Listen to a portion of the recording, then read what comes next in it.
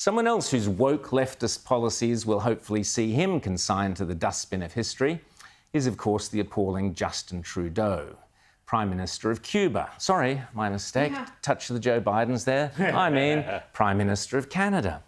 Although it's an easy mistake to make, after all, young Justin and his brother Michael were warmly welcomed to Cuba by the dictator Fidel Castro. Seen here, Fidel holding Michael Trudeau alongside Mum, the charming Margaret Trudeau. Shocking, of course, have been the scurrilous and wholly unfounded suggestions that Margaret Trudeau may well have been as fond of a fiddle as she was of a rolling stone.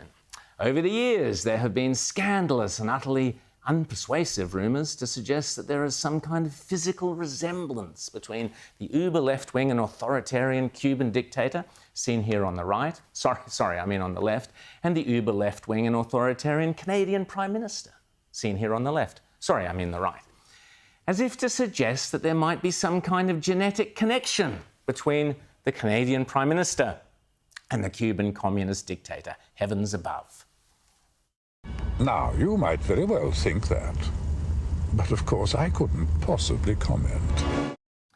But I digress. Justin will be turfed out at the next election by impoverished Canadians suffering a huge cost of living crisis brought on by Trudeau's climate-obsessed policies. Yes, the same sort of policies being inflicted on Australia by the Albanese government and in particular Chris Bowen, that are similarly driving up prices and inflation in this country.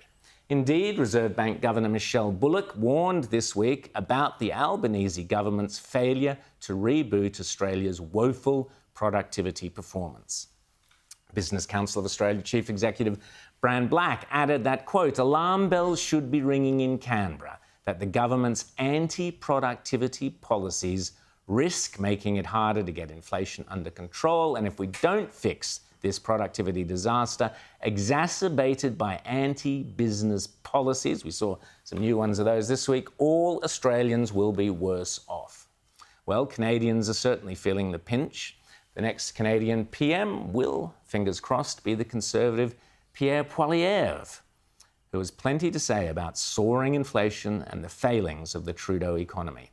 Last time we saw Pierre, he was munching on an apple. I showed you that footage, much to the confusion of some lefty journalists. This week, Pierre gave Justin Trudeau a piece of his mind over breakfast. The price of coffee, it's up 14% in 1 year. Not just coffee, Justin. Bacon is up 8%. Milk to put in your coffee, it's up 7%. Bread's up 15%, and the butter on the bread, that's up 17%, Justin. Eggs, up 16%. Along with Donald Trump and Javier Milei, the Argentinian president Pierre Poilievre is the hope of the side, a Canadian Conservative in touch with real people, not trapped in the woke bubble, and someone who speaks plain common sense to working families. The average Canadian can't even dream of going on a vacation right now to Costa Rica.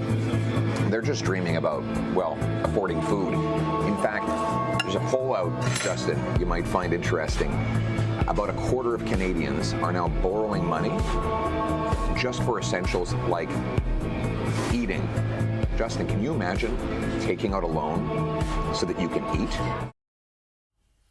And much like Javier Milei, an economist, Pierre Poilievre has the knack of explaining economics in easy-to-understand terms with his dry and cutting sense of humour. You know, it's called inflation, or just inflation. I like to put your name in there because it gets your attention. Here's how it happens. You print money to pay for your deficits, $400 billion. You increase the money supply in our economy by about 20% in 2 years. More money chasing fewer goods, that equals higher prices. Here in Australia, we are already seeing similar jumps in grocery prices, up in some instances by as much as 16%, according to the Australian Bureau of Statistics. In August in Adelaide, statewide food relief organisation Food Bank South Australia reported a 57% jump in the number of families seeking support. Quote, cost of living has gone out of control completely, said their CEO, James Chapman. That'll be down to the policies of Mr Chalmers, Mr Albanese, Mr Bowen in particular, and Mr Burke.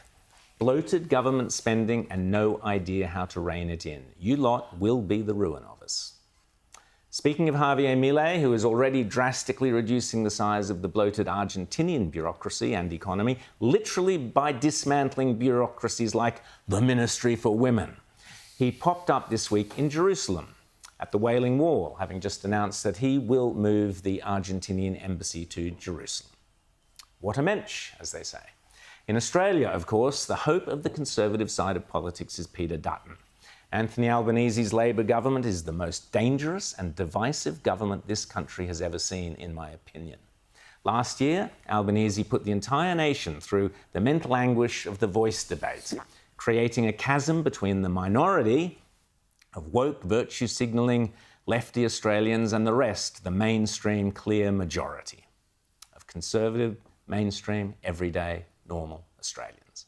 And Albanese didn't get the message. He's still at it. He's determined to divide this nation along racist and racial lines. It wasn't a vote against reconciliation. It was a vote against a particular model, and some of that was about the way that that was demonstrated to the public, of course, a considerable fear campaign about what was a non-binding advisory committee. But we accept the outcome and we continue to look for other ways to achieve the same result.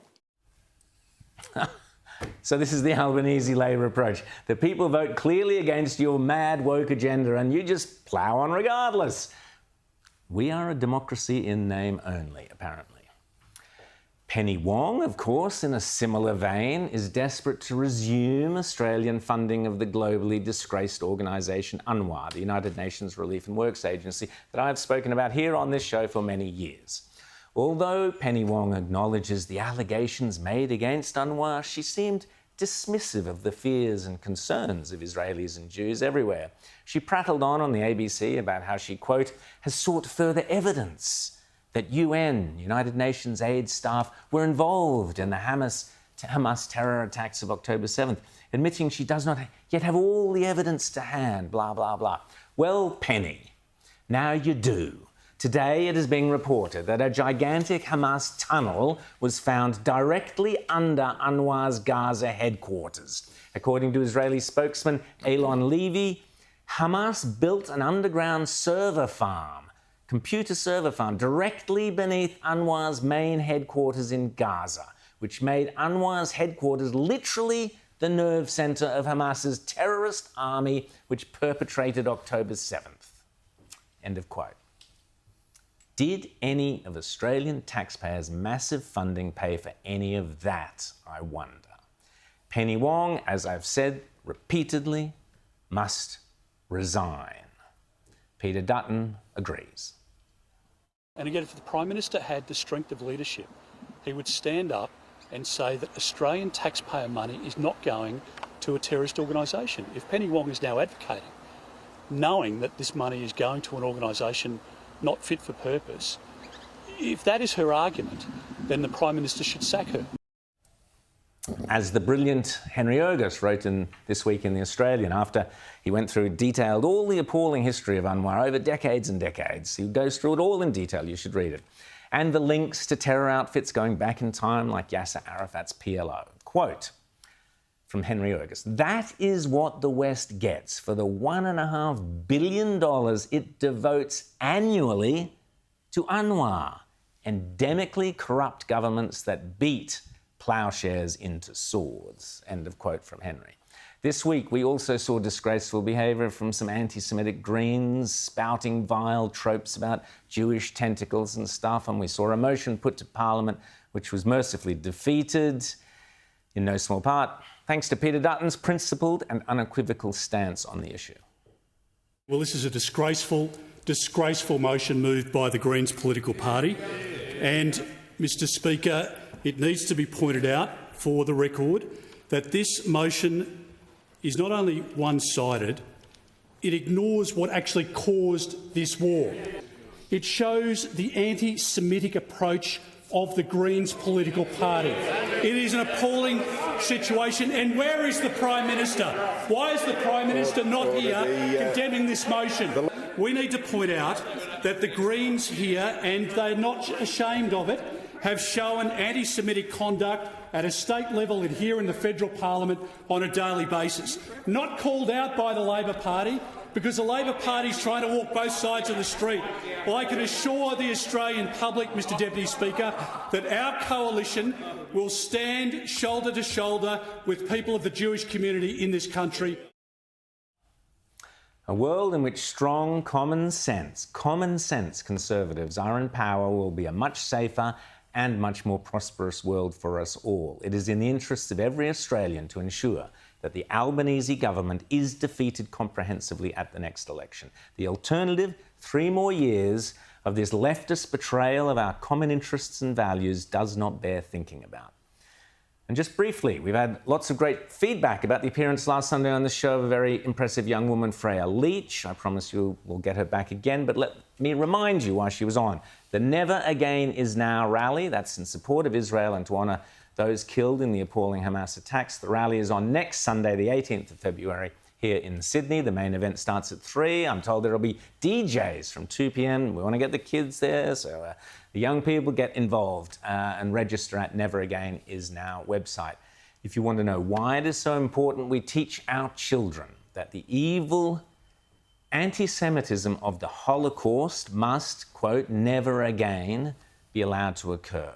It's because throughout the woke West, our kids are being taught by the most poisonous left-wing individuals, like this non-binary founder of something called Woke Kindergarten in San Francisco. Yes, kindergarten. This person is teaching kindergarten kids. Yes, everyone, the rumors are true. I am anti-Israel. I am pro-Palestine. And I am 100% 10 toes down anti-Israel. I believe Israel has no right to exist. I believe the United States has no right to exist. White supremacy destroys for the sake of destruction. This sort of garbage is being taught in schools and universities. The damage being done to children by this vile ideology of wokeness, infused with so much of it with racial hatred, with intolerance, with fascism, it's terrifying. Only sound conservative political leadership, not the bedwetting variety, can put a stop to it. And that is up to you, me, and all of us.